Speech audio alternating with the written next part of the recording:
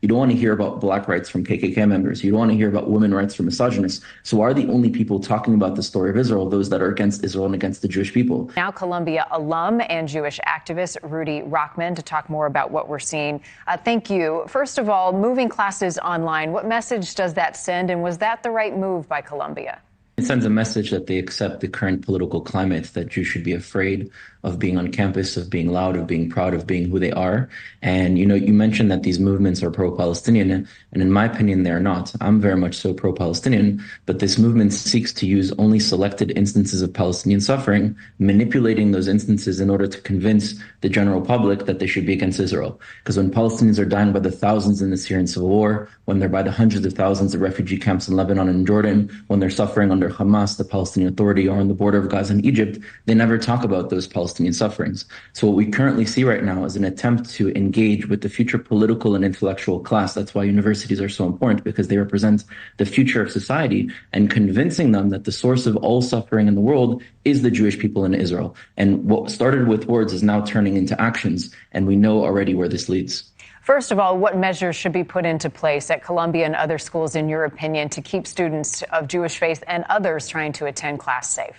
It's the responsibility of the Jewish community to make the change. And it's not going to come from the top down, but from the bottom up. It's nice to have politicians or the administration create policies, but eventually the politicians and the administration will cater to the majority. And if the majority of the population thinks that the world should be against Israel or against the Jewish people, that's what these institutions will follow.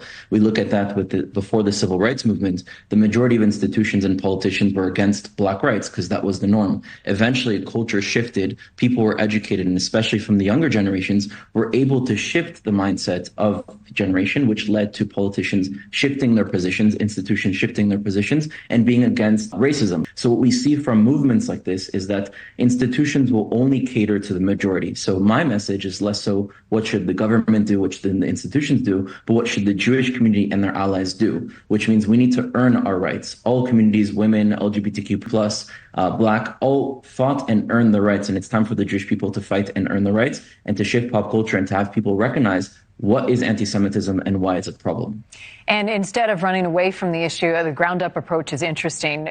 Might the graduation ceremonies be an opportunity to send a strong message? What are your hopes there? Each opportunity, especially a graduation, could be an opportunity to send a message, but I don't think it's something that can happen within one day or one event. In 2015, when I was looking to apply to different university campuses, I was fed up with the amount of anti-Semitism I was seeing on college campuses, so I typed in on Google, #1 most anti-Semitic university, and Columbia was listed #1, which is why I chose to transfer there. And it took 2 years while I was a transfer student there to shift the campus climate by, first of all, empowering our core students, Jews and non-Jews who are our allies, to give them the tools on how to debate, how to do public speaking, how to understand all the counter narratives that exist against the Jewish people from the far right to the far left, and in every side of the spectrum to be able to respond, how to be able to create coalitions, how to end coalitions, also how to narrate our story. You don't want to hear about black rights from KKK members. You don't want to hear about women rights from misogynists. So are the only people talking about the story of Israel those that are against Israel and against the Jewish people? And the last thing is to protect. The same way there's freedom of speech in a society,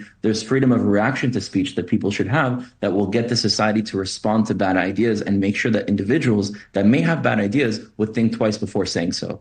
And so in order to get there and to shift the political climate, it's going to take years, but it starts now if they want to get there. Well, it sounds like you've been doing the work. Let's just hope it doesn't get unraveled if a few days of protests. Rudy, appreciate your time. Thank you for being here. Thank you.